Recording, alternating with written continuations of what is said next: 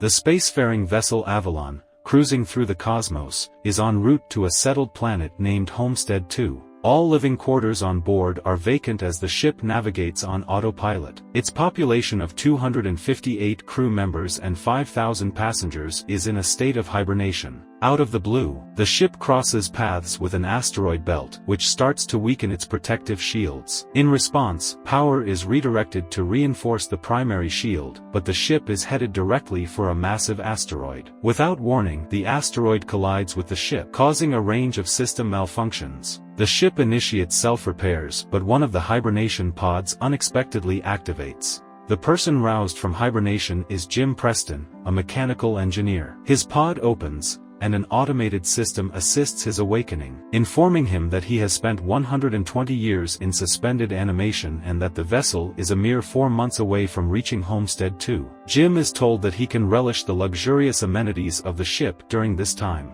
He receives guidance about his ID band, accommodations, and the main activities he's expected to engage in before reaching the planet. Filled with a mix of anticipation and anxiety about interacting with fellow passengers, he readies himself, exits his cabin, and enters an automated classroom designed for group learning. Jim appears somewhat uneasy as a holographic presentation details the state of affairs on Earth, describing it as overcrowded, overly expensive, and overhyped. The presentation instructs him to hold off questions until the end of the lesson, but Jim persists in asking why he seems to be the only one present. He realizes the hologram is incapable of answering his query and embarks on a quest to locate other individuals. He reaches the main area of the ship's concourse, finding it deserted as well. An automated information desk offers assistance, and Jim requests to converse with a human staff member. He is directed to a steward, but upon reaching the designated spot, he discovers no one there. He then seeks an audience with the captain, ultimately reaching the bridge. Even though he lacks authorization to enter, he can observe that the main crew members are also in slumber. Jim eventually makes his way to the observatory, where he discovers that the ship is, in fact, 90 years away from Homestead 2. It dawns on him that he awoke prematurely, prompting him to hasten back to the concourse and send a message back to Earth, seeking guidance on how to re-enter hibernation. The communication system notifies him that the costly communication with Earth would entail a wait of approximately 55 years for a response. Overwhelmed by this revelation, Jim is devastated. He wanders around and stumbles upon the ship's bar, where he spots another individual. While chatting with the bartender, something about him strikes as odd. When the bartender goes to fetch a drink, Jim realizes he's actually an android named Arthur. Intrigued, Jim wants to learn more from Arthur, but he can't fathom how the android arrived ahead of time. The next day, Jim wakes up in his cabin and heads to the cantina. It becomes clear that many items on the menu are exclusively for gold-class passengers. Jim settles for a simple coffee and ponders fixing his hibernation chamber. After gathering the necessary tools, he successfully repairs the chamber and enters it, hoping to hibernate. However, nothing happens. Jim then attempts to access the crew's hibernation chambers using the tools, but it proves futile. The ship experiences minor malfunctions. Despite the issues, Jim frequents the bar, often conversing with Arthur. The android offers advice that convinces Jim to break into a gold-class room and enjoy himself. Jim explores the ship's various amenities, including restaurants, games, and entertainment systems. Yet, as time goes by, his loneliness intensifies. One day, after getting drunk, he accidentally stumbles upon spacesuits in an airlock. Intrigued, Jim puts on a suit, steps into the airlock, and triggers the door to open. The sight of space captivates him, as he realizes he's the sole conscious human experiencing this moment. Floating outside the ship, Jim is overwhelmed by the view. He removes the suit upon re-entry, but returns to the airlock without it. He contemplates ending his life but changes his mind at the last minute, slipping on a bottle. Jim notices a woman named Aurora inside one of the pods. Entranced, he listens to her passenger interview and becomes infatuated with her. He spends time by her pod, absorbed in her interviews. Back at the bar, he reads her work and discusses her writing with Arthur. Jim becomes fixated on the irony of his situation,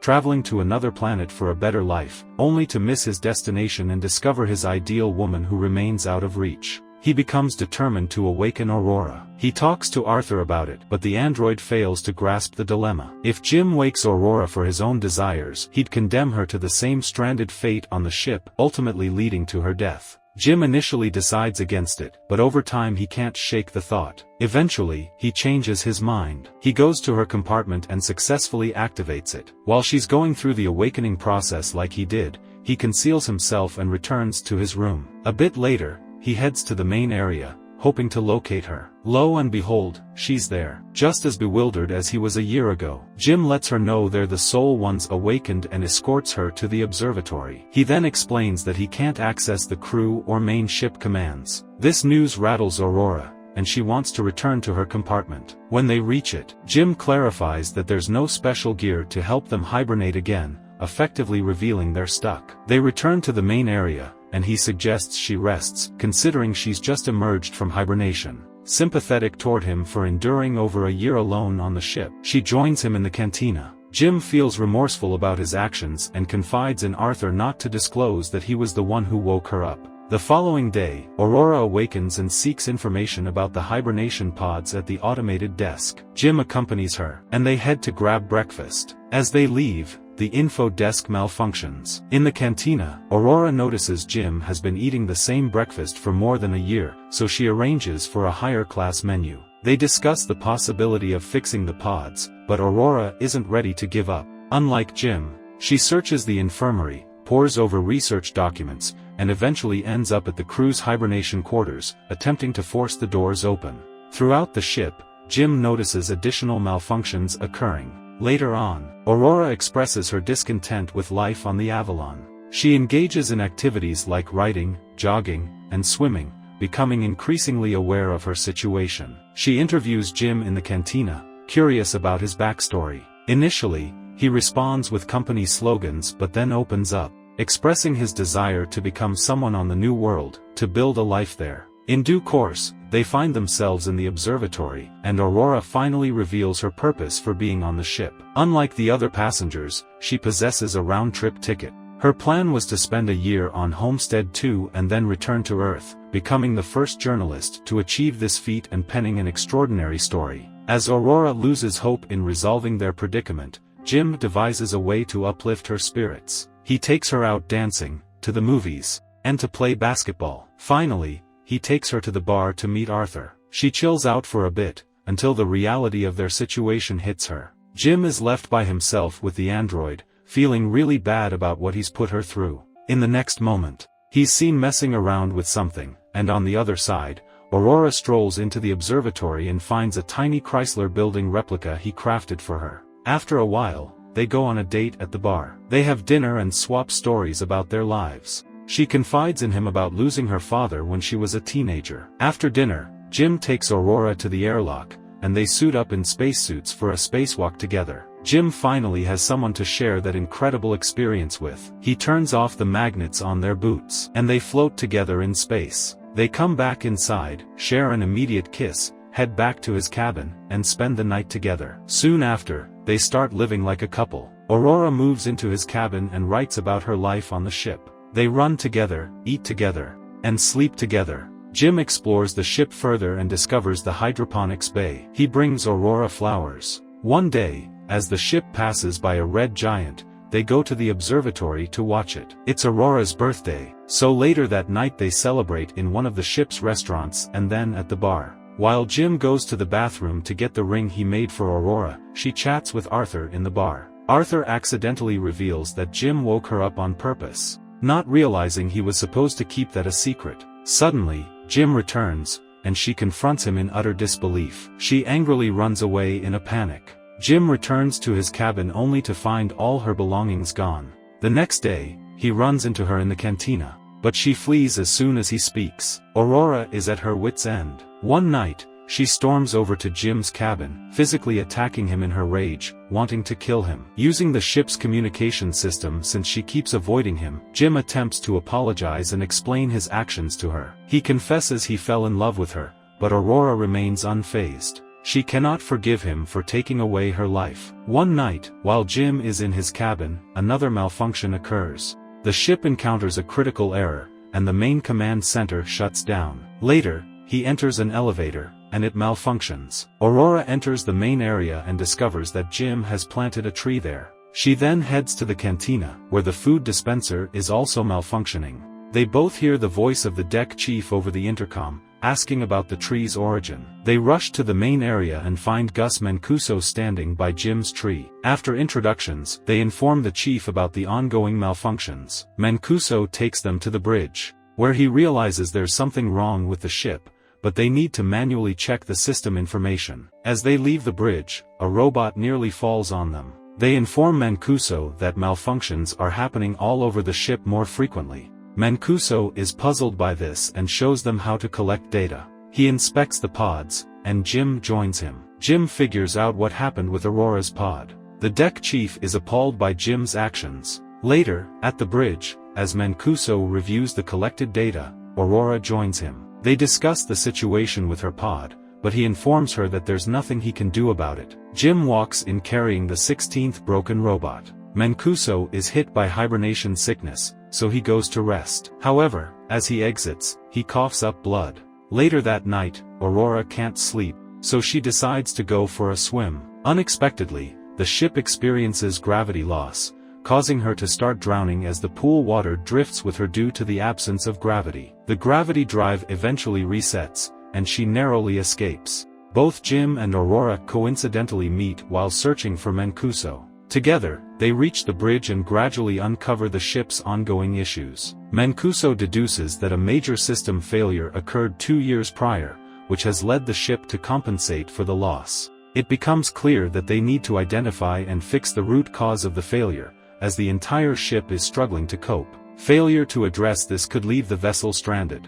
They embark on a mission to locate the problem, but Mancuso collapses. Jim and Aurora take him to the infirmary, where they realize his condition is terminal with no available treatments. At a later point, the trio convenes in the observatory. Knowing his time is limited, Mancuso hands Jim his ID bracelet and urges them to save the ship before passing away. Suddenly, the ship's lighting shifts to alarming red, accompanied by intense vibrations. Jim enlists Aurora's assistance, and they rush toward engineering, only to encounter more gravity drive malfunctions. Another failure affects Arthur, prompting Jim to deactivate him. Finally reaching engineering, they identify the issue in the power plant. While attempting to fix the breach caused by an asteroid impact, Aurora gets sucked out due to the vacuum. Jim manages to hold on to the hatch and eventually seals the breach. But they realize there are multiple breaches. Tracking the trajectory of the asteroid, they discover it damaged the reactor control computer. Jim searches for replacement parts and successfully replaces the damaged component. However, venting the reactor proves challenging,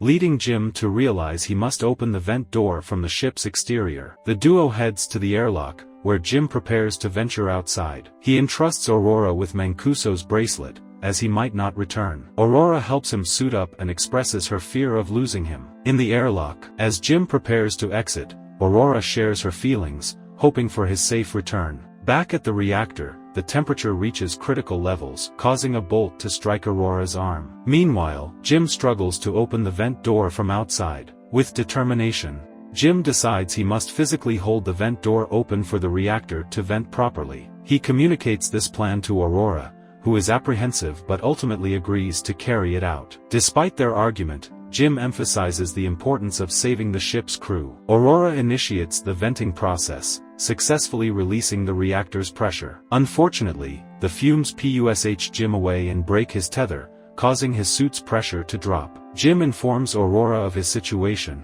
and she races to find another suit to rescue him. Expressing remorse, Jim apologizes to Aurora. She dons a suit and makes her way to him but finds her tether too short. Just as she's pulled back, she manages to grasp onto Jim's tether and successfully pulls him back to safety. Aurora drags Jim into the infirmary, only to realize he's already deceased. She uses Mancuso's bracelet to override the medical procedures and revive him. The medical pod takes over and brings Jim back to life. Aurora pardons him. Later, Aurora repairs Arthur, and together they give Mancuso a proper space burial. Jim escorts her to the infirmary and lets her know he's figured out how to repurpose the medical pod for hibernation. He suggests she enter the pod to finish the journey in suspended animation. However, it's later revealed that she declines the offer and opts to stay awake with him on the spaceship. Eventually, Jim proposes to her, and they spend their lives together on the ship. 88 years later, the Avalon reaches Homestead 2. The crew awakens to find the ship in an incredibly unexpected condition. Aurora leaves them a message,